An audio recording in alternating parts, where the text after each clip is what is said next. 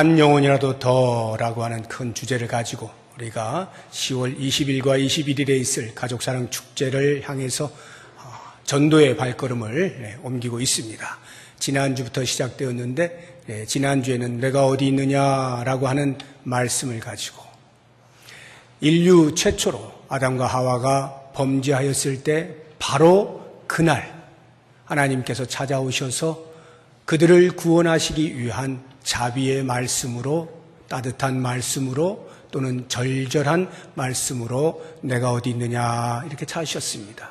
그리고는 그들을 향해서 최초의 구원받을 수 있는 원시 복음을 알려주시죠. 이러한 말씀 이후에 시간이 많이 흐릅니다.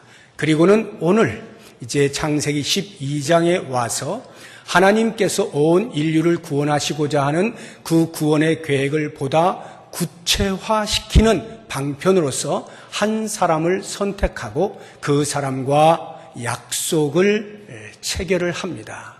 그 선택된 사람이 아브라함입니다.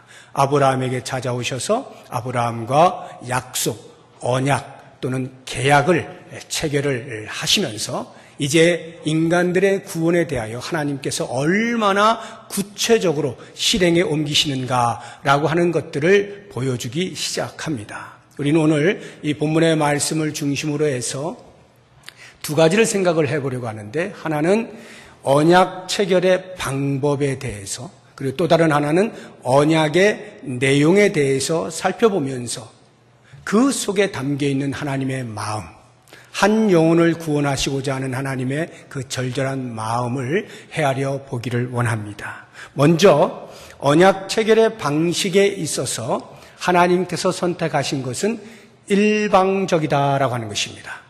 언약이라는 말 또는 약속이나 계약이라는 말은 모두 다 쌍방이 있을 때 사용이 가능한 단어죠. 한 사람만 가지고서는 약속이라는 말을 할 필요가 없고 계약을 한다는 말을 할 필요가 없죠.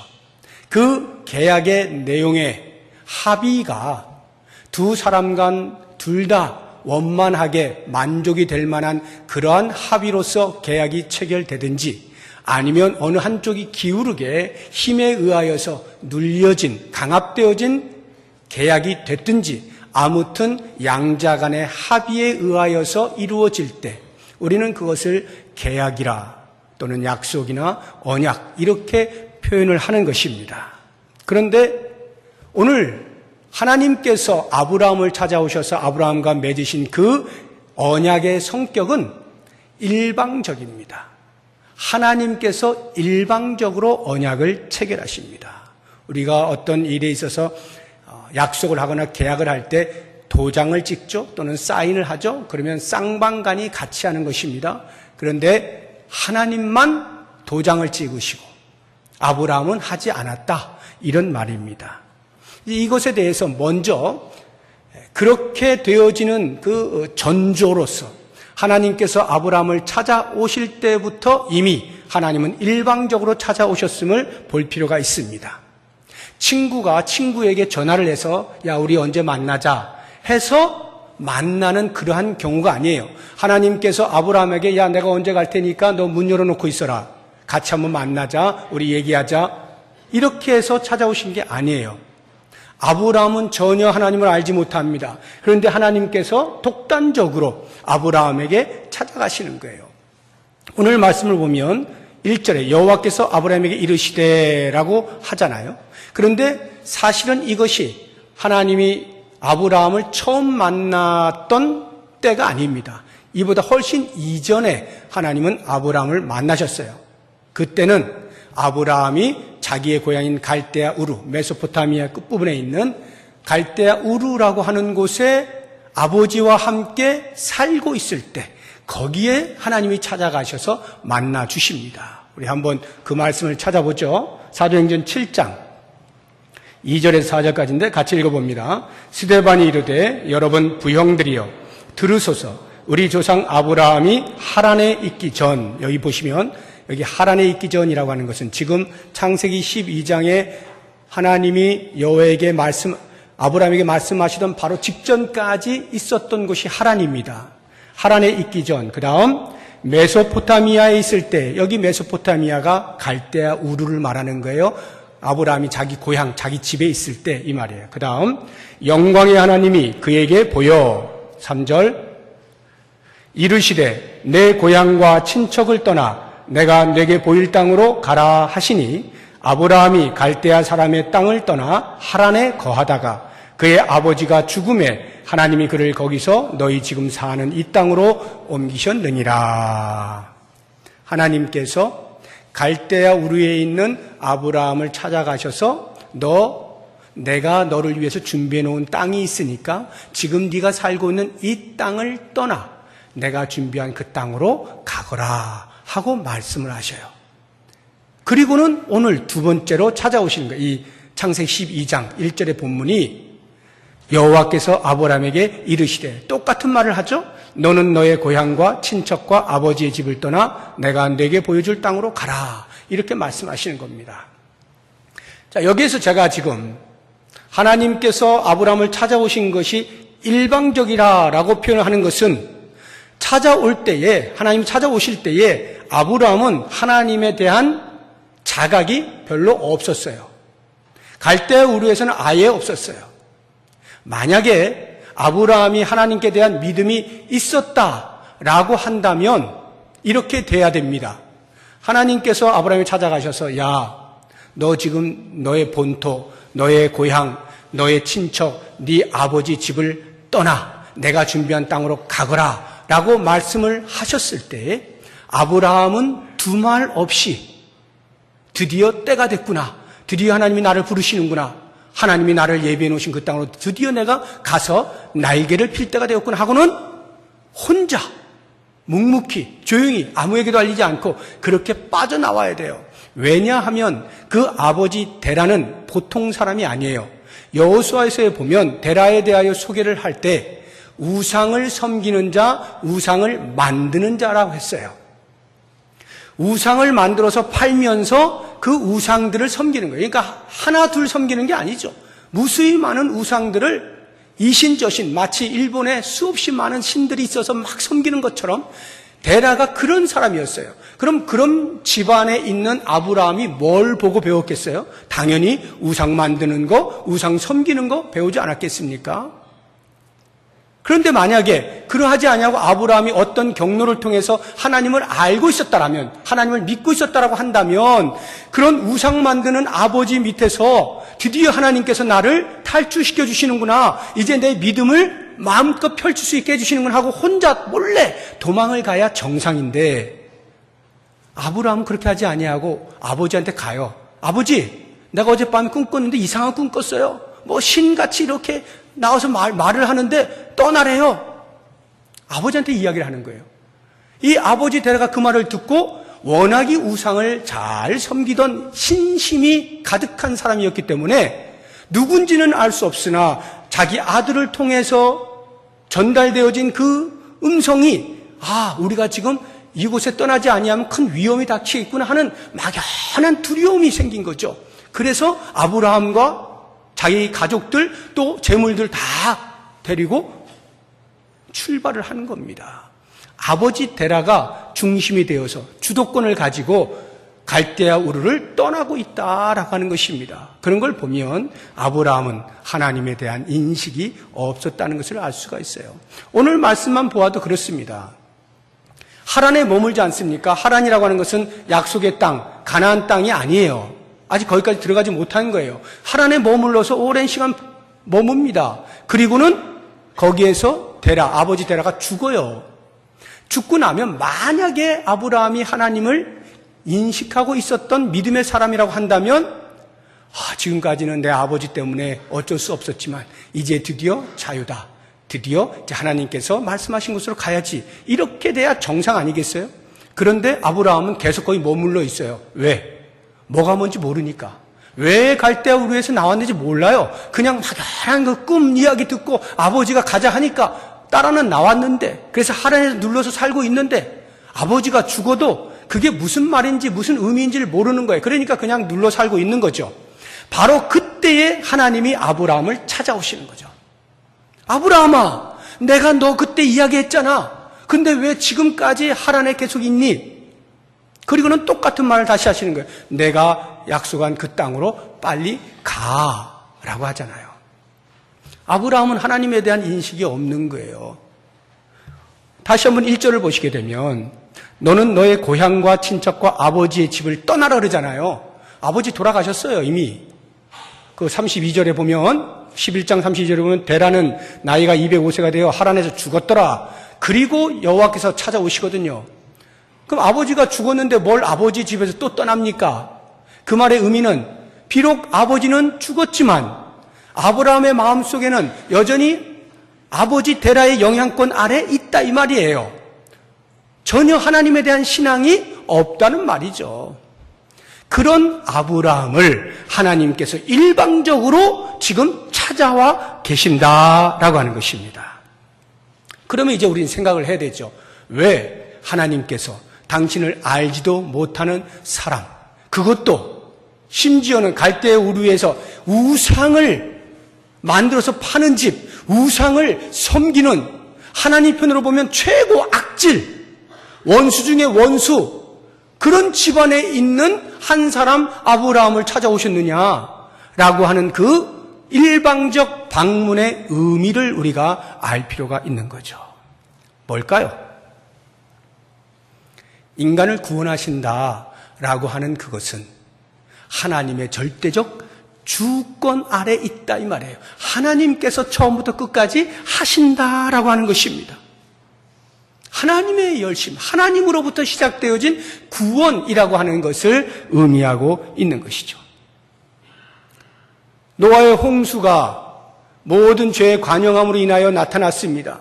그런데 하나님께서는 그것도 마음이 아프셔서 다시 무지개를 보여주시면서 희망을 보여주십니다. 그런데 그 희망 속에 살던 사람들이 계속해서 신앙을 잘 지켜내지 못하고 오히려 더 심한 하나님을 향한 교만, 죄를 짓습니다. 바벨탑을 세우잖아요. 하늘 꼭대기까지 한번 닿도록 세워보자. 우리도 한번 하나님처럼 이름 날려보자. 우리 흩어지지 말고 같이 모여가지고 힘을 규합해서 절대자라고 하는 그 신을 우리가 한번 이겨보자. 뭐 이런 마음을 가지고 바벨탑을 짓잖아요. 하나님께서 그것을 다 흩어버리지 않습니까? 그리고는 그 최종적 심판의 결과로서 우리가 아까 본 11장 32절 데라가 죽었더라.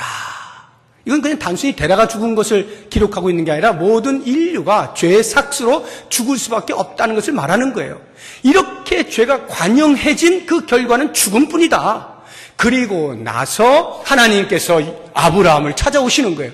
무슨 말입니까? 모든 인류가 희망이 사라져버렸어요. 절망 가운데 있는 그 인류를 향해서 하나님이 직접 찾아오시는 거예요. 왜? 한 줄기 희망의 빛을 비춰주시기 위해서. 인류의 구원은 오직 위로부터 온다. 밖으로부터 온다. 하나님께로부터 시작된다. 라고 하는 것을 보여주고 있는 것이 이러한 일방적 방문의 의미다라고 하는 거예요. 자, 그러면 그렇게 일방적으로 찾아오셔서 이제 아브라함과 이야기를 나누십니다. 계약을 맺으시는 거예요. 이러이러하자, 이렇게 하자, 이렇게 저렇게 쭉 계약을 맺으십니다. 그리고는 도장을 찍는데 아브라함은 빠졌단 말이죠. 하나님만 찍으신단 말이죠. 그것을 그림으로 우리에게 보여주고 있는 사건이 15장에 나옵니다. 15장을 넘겨보세요. 8절에 그가 이르되 주 여호와여 내가 이 땅을 소유로 받을 것을 무엇으로 알리니까 하나님께서 다시 언약을 주셔 땅을 주게 이렇게 말씀하십니다. 그때 제가 뭘로 알 수 있을까요? 9절 여호와께서 그에게 이르시되 나를 위하여 이러이러한 거 동물들 준비해 가져오너라. 아브라함이 10절에 그 모든 것을 가져다가 어떻게 했다고요? 중간을 쪼갰다 그랬어요. 왜 중간을 쪼갰다는 것은요, 양이든 염소든 반 토막을 냈다는 거예요. 반으로 딱 잘랐어요. 반으로 잘라서 그것을 양쪽으로 탁 놓는 거예요. 반으로 잘라서 양쪽으로 반반씩 이렇게 놓는 거예요. 그걸 쭉 놓는 것입니다. 그 다음 12절 보세요. 해질 때에 아브라함에게 깊은 잠이 임하고 하나님께서 아브라함을 재우신 겁니다. 그냥 졸려서 자는 게 아니에요. 하나님이 재우시는 거예요. 그리고는 하나님께서 아브라함과 쭉 약속의 말씀을 하시고 17절 보세요. 해가 져서 어두울 때에 연기나는 화로가 보이며 타는 횃불이 쪼갠 고기 사이로 지나더라. 타는 횃불이 하나님을 상징하는 겁니다. 하나님이 그 쪼갠 고기, 양쪽으로 쭉 나열되어 있는 그 고기 사이로 지나갔다는 거예요. 옛날에 고대에서 언약을 체결하는 방식이 바로 이와 같았어요. 동물들을 반으로 쪼개가지고 양쪽 쫙 나열을 합니다. 그리고는 언약의 체결자인 쌍방이 함께 그 가운데를 지나가는 거예요. 1, 2, 3, 4, 5, 6, 7 쭉 언약의 내용들이 있을 거 아니에요. 그것들을 놓고 서로가 두 사람이, 언약을 체결한 두 사람이 우리 이 언약을 누가 깨는 사람은 옆에 놓여져 있는 이 동물이 쪼개지는 것처럼 죽게 될 것이다 라고 하는 것을 상징적으로 보여주면서 그렇게 가운데를 걸어가게 돼 있어요. 이 지금 하나님께서 아브라함과 만나셔서 만약에 언약을 체결하실 때에 쌍방 체결이라고 한다면 어떻게 돼야 돼요? 하나님하고 아브라함하고 같이 손잡고 걸어가야 되겠죠? 그 가운데로. 그런데 하나님이 아브라함은 재우시고 혼자 거기를 지나가시는 거예요. 왜 그러실까요? 왜 혼자 도장을 찍으시고 언약 체결했다라고 말씀을 하실까요? 다름 아닌 우리 연약한 인간에 대한 배려죠. 연약한 인간에 대한 배려예요. 약속을 지킬 수 없을 그 연약한 인간에 대한 배려로서 아예 하나님 혼자 지켜내시겠다라고 하는 것이죠. 우리의 약함이라고 하는 것은 구원의 관점에서 볼 때 우리가 우리의 구원을 위하여 무엇인가 기여할 수 있는 것이 도무지 없다라고 하는 뜻이에요. 그 무엇으로도 나의 구원을 위하여 내가 기여할 수 있는 것이 단 하나도 없다라고 하는 것을 보여주는 대목입니다. 오직 하나님만이 하실 수 있다라는 거예요. 그래서 찾아오시는 것도 하나님이 찾아오시는 거고 언약을 체결할 때도 하나님이 당신 홀로 체결을 해서 그 언약을 반드시 지켜내시겠다라는 겁니다. 우리 인간들이 약속을 하면 약속을 잘 지켜야 되잖아요. 우리가 보통 약속을 현대인, 소위 말하는 현대인이라고 하면 약속을 잘 지키려고 애들을 씁니다.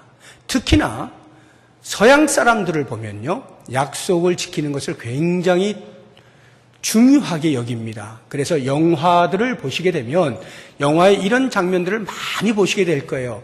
두 사람이 부부가 되었든 부모와 자녀가 되었든 아니면 어떤 관계가 되었든 어떻게 헤어지게 되어지는 그런 상황 속에서 우리 꼭 다시 만나자라고 할 때에 그것을 어떤 사람이 이렇게 묻는 거예요.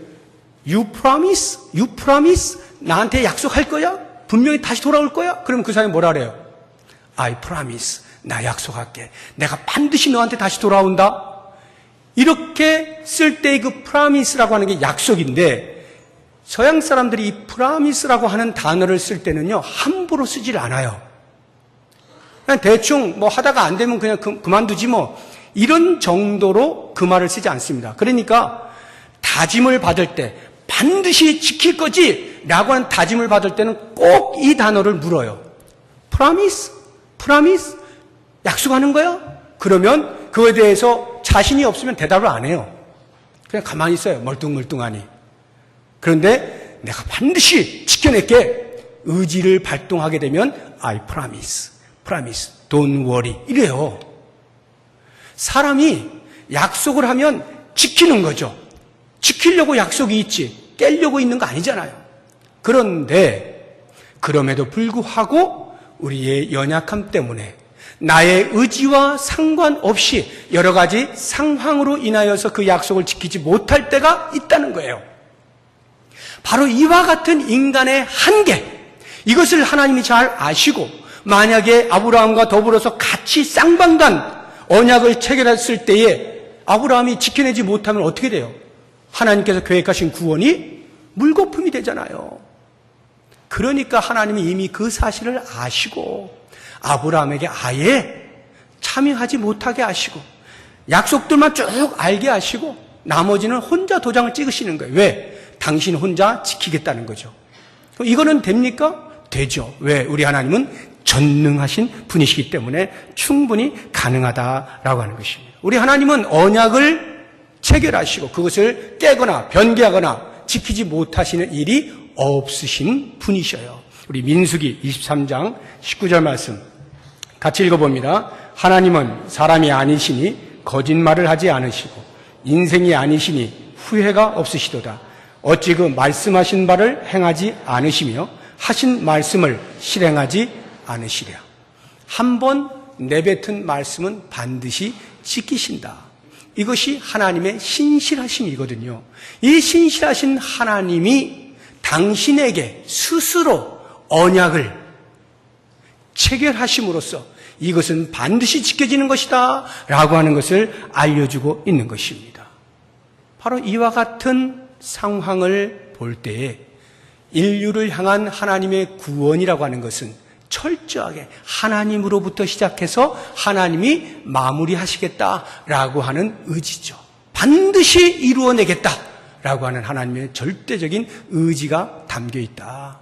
여기에서 한 영혼에 대한 하나님의 마음이 어떠함을 우리가 알게 되는 것입니다. 자, 그러면 이번에는 언약의 내용을 살펴보면서 그 내용 가운데 담겨 있는 하나님의 마음을 우리가 또 하나씩 보도록 하겠습니다.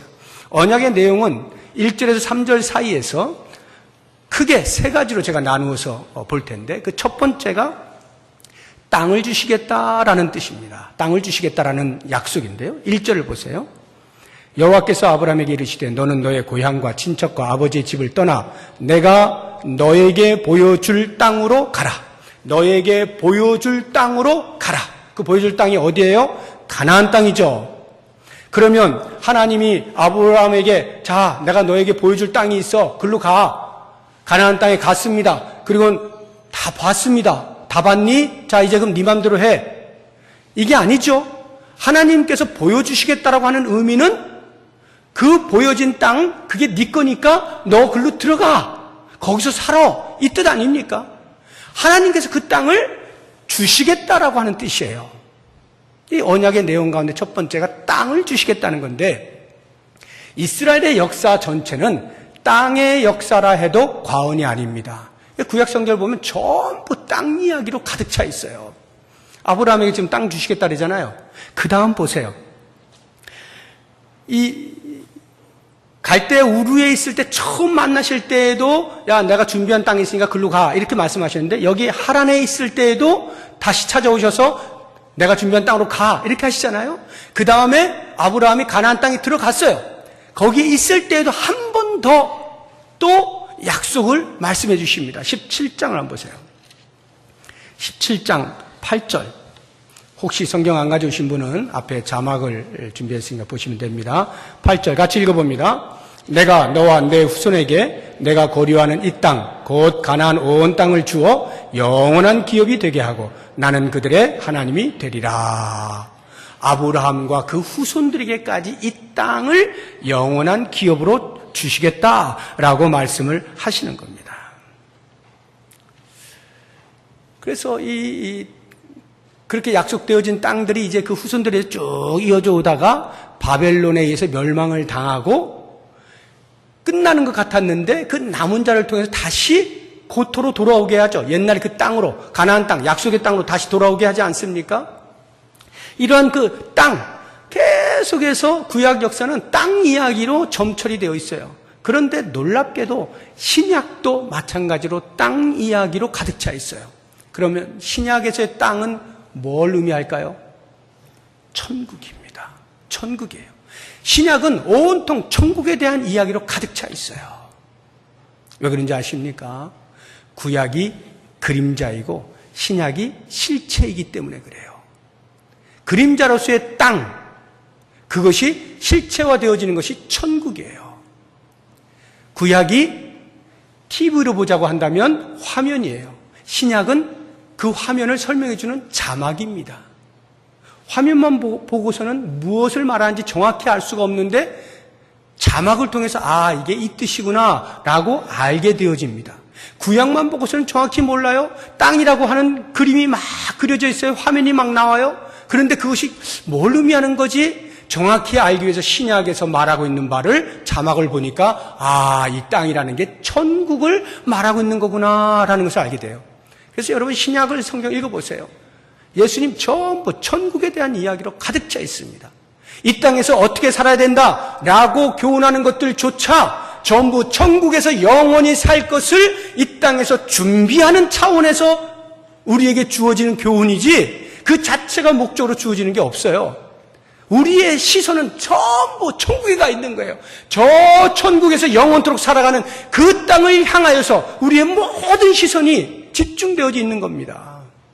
그렇다고 한다면 하나님께서 아브라함에게 땅을 주시겠다라고 하는 그 약속은 뭘 의미하는 겁니까?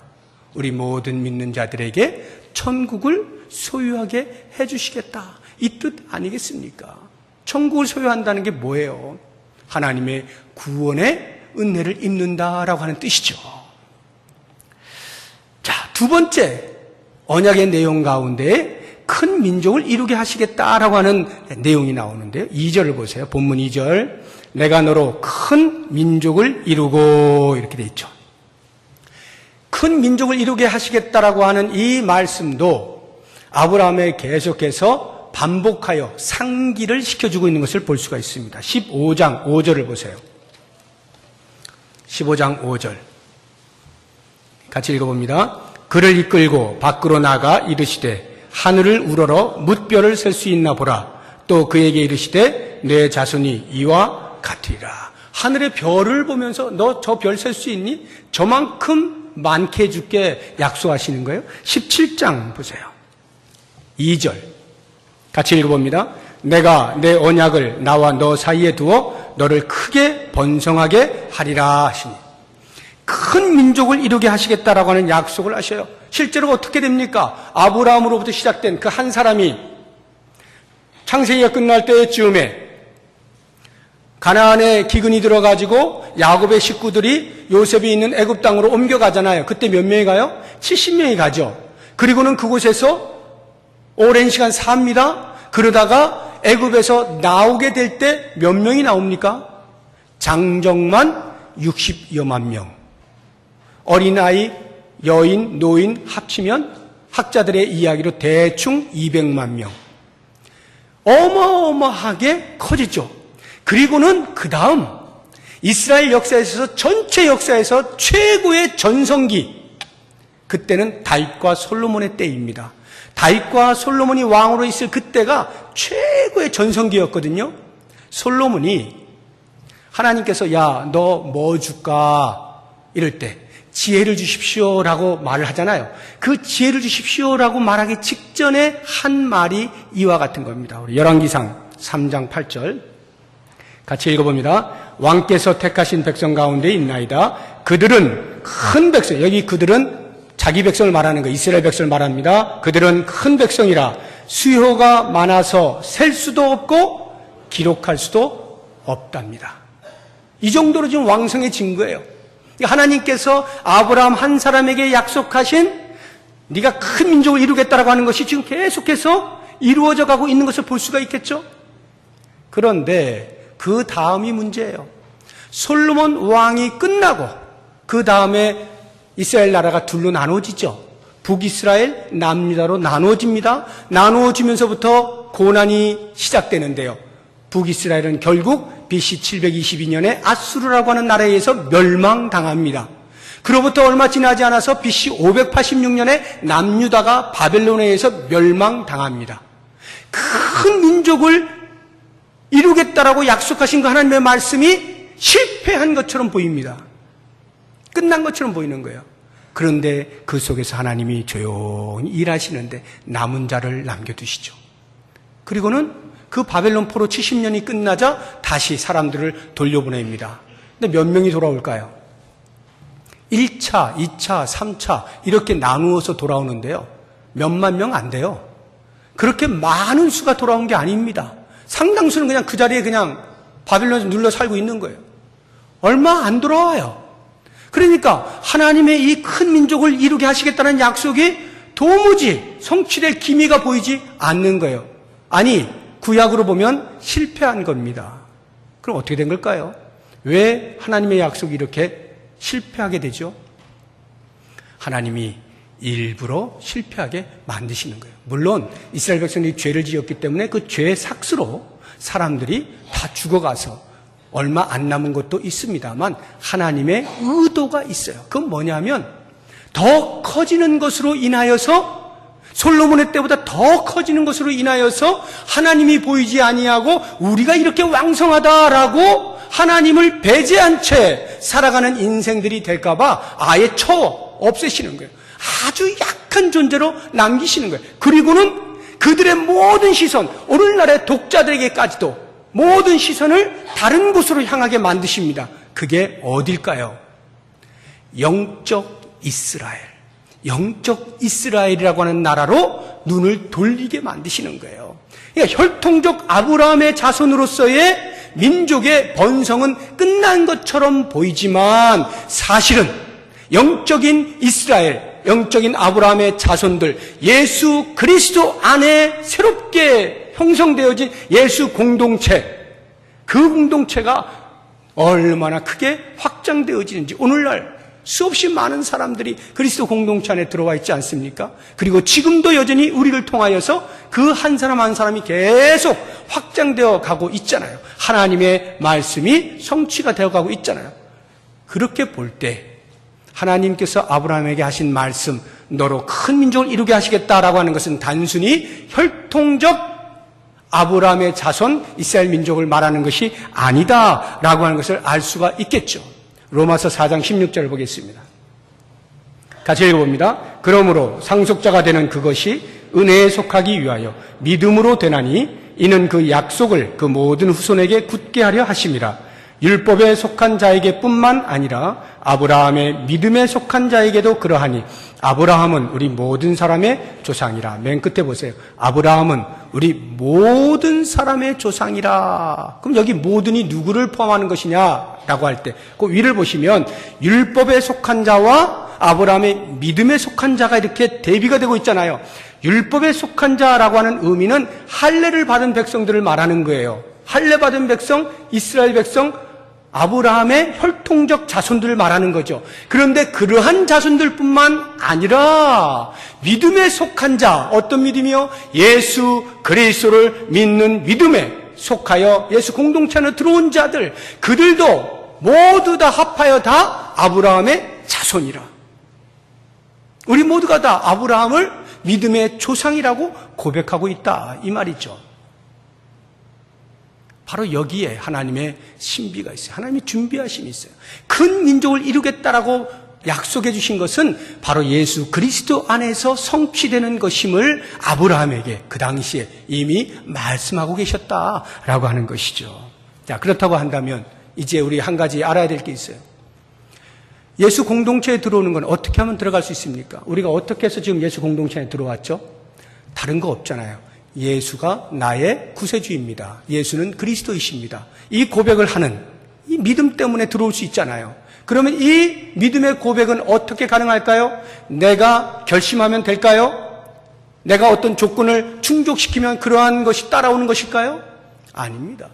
예수를 믿는다라고 하는 것은 제가 예수님 믿습니다 라고 말은 그렇게 표현을 하지만 실제로 내가 예수를 믿을 수 있는 것은 전적으로 밖에서 작용이 있어야만 가능해요. 나 스스로는 예수를 선택할 수도 발견할 수도 영접할 수도 없어요. 그러면 밖에서의 작용이 뭡니까? 성령의 일하심이에요. 그것을 사도 바울이 이렇게 우리에게 알려주고 있습니다. 고린도전서 12장 3절 같이 읽어봅니다. 그러므로 내가 너희에게 알리노니 하나님의 영으로 말하는 자는 누구든지 예수를 저주할 자라 하지 아니하고 또 성령으로 아니하고는 누구든지 예수를 주시라 할 수 없다. 성령으로 아니하고는 내 힘으로는 내 지식으로는 내 결심으로는 예수를 주시라 할 수 없는 거예요. 성령이 하게 하신다 이 말이에요. 그 말의 의미가 뭐예요? 하나님이 구원을 베푸신다는 거죠. 하나님이 구원을 이루어 주신다는 거죠. 내가 할 수 있는 것이 없다는 거예요. 하나님이 하신다는 거예요. 그러니까 큰 민족을 이루게 하시겠다라고 아브라함과 약속을 하셨을 때 그것은 곧 내가 너의 구원을 책임지마 이 뜻 아닙니까? 아브라함을 책임지시는 하나님께서 나의 구원을 어떻게 해요? 당연히 책임지시죠. 마지막 세 번째 언약의 내용을 보세요. 복의 통로가 되게 해주시겠다라는 겁니다. 2절 보세요. 본문 2절, 내가 너로 큰 민족을 이루고 내게 복을 주어, 복을 주십니다. 그 다음에 내 이름을 장대하게 하리니 너는 복이 될지라. 그 다음 3절 뒷부분에 보면 땅의 모든 족속이 너로 말미암아 복을 얻을 것이라. 이렇게 말씀하십니다. 하나님께서 아브라함과 약속을 맺으시는데 내가 너에게 복을 줄게 약속하시고, 그래서 너는 복이 될 거야. 그러니까 이제 너는 복을 나누어 주는 사람이 되어라. 모든 사람들에게 너로 말미암아 복을 얻을 수 있게 내가 만들어 주마.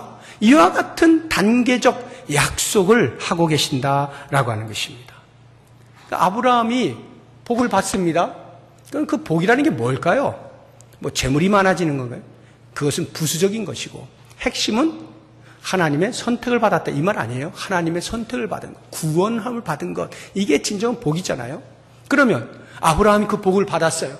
그리고는 그 복이 어떻게 됩니까? 그의 후손 이삭을 통해서, 야곱을 통해서, 요셉을 통해서, 또 계속해서 모세를 통해서, 다윗을 통해서 쭉 흘러갑니다. 그리고는 결국에 예수 그리스도에게 이르러서 그 그리스도를 중심으로 하여 그 안에 모여드는 모든 사람들이 그 복을 받게 되지 않습니까? 아브라함 한 사람이 하나님으로부터 받은 복이 그 자손들에게 흘러가서 복이 흘러가서 복을 누립니다. 그리고는 결국에는 열방이, 모든 족속이 그 아브라함이 받은 복, 그것이 흘러가서 모든 열방이 다 같이 그 복의 혜택을 입는다라고 하는 것입니다. 이게 놀라운 거예요. 하나님께서 이와 같은 약속을 해주셨기 때문에 그렇게 아브라함으로부터 흘러나온 그 복이 나에게까지 임한 거 아닙니까? 내가 그 복을 받는 거예요. 그래서 그 복을 누리고 있잖아요. 나도 예수 그리스도를 구세주라고 고백하면서 천국을 소망하며 살 수 있는 믿음의 사람이 될 수 있었던 것은 아브라함이 최초에 하나님으로부터 받은 복이 있기 때문에 가능했던 거 아닙니까? 그렇다고 한다면 이제 우리가 생각할 것은 이거죠. 하나님께서 아브라함과 약속을 하셨다라고 하는 것은, 이 약속이라고 하는 말은 명령이 아니에요. 너 복 받아라. 너 복이 되어라. 너 많은 사람들이 너를 통해서 복을 얻도록 해라. 명령을 하시는 게 아니에요. 철저하게 하나님께서 내가 그렇게 해줄게. 내가 그렇게 해줄게. 당신의 의지를 표명하고 있는 거예요. 이게 약속이에요. 하나님이 복을 주시겠다라고 약속을 하시고, 하나님이 너는 지금부터 복이 될 거야 라고 당신이 그렇게 만드시겠다는 거예요. 그리고 모든 족속이 너로 말미암아 복을 얻게 해주겠다. 이러한 하나님의 강력한 의지가 오늘 이 시간 나에게, 우리에게도 요청되고 있는 거예요. 그게 들려지고 있는 거예요. 하나님이 지금 저와 약속을 하고 있는 거예요. 그러면 그 하나님의 의지가 담겨있는 약속을 듣고 있는 내가, 나를 통하여 하나님께서 많은 사람들이 복을 얻을 수 있도록 해주시겠다고 하는데 나는 어떻게 할까? 어떻게 해야 되겠어요? 그 하나님의 강력한 의지, 하나님의 그 인류를 향한 구원의 열렬한 그 열심, 그것에 대하여 내가, 그래요 하나님, 제가 그렇게 순종하여 역시 저도 제가 받은 복 흘려보내 다른 사람이 누릴 수 있도록 하겠습니다. 이게 정상적인 우리의 태도 아니겠느냐라고 하는 것입니다. 성경에 아주 유명한 인물이 있죠. 이러한 하나님의 강력한 의지에 대해서 반발하고 도망가버린 요나가 있잖아요. 니느웨로 가서 회개의 소리를 외치라고 하는데 그게 싫어서 다시스로 가는 배를 타고 도망가 버리잖아요. 하나님의 의중을 알면서도 그 의지가 자기의 뜻과 맞지 않는다 하여서, 내가 취할 바가 못 된다 하여서 거절하고 도망가거나 피하거나 외면해버리는 이것은 하나님 앞에서 너무나 불경한 모습 아니겠습니까? 우리에게 주어진 이 엄청난 복, 아브라함으로부터 흘러 나에게까지 임한 이 구원의 복, 이것을 내 안에 가두어 둔다면 하나님은 어떤 마음을 가지실까요? 찢어지는 아픔을 갖고 계시겠죠.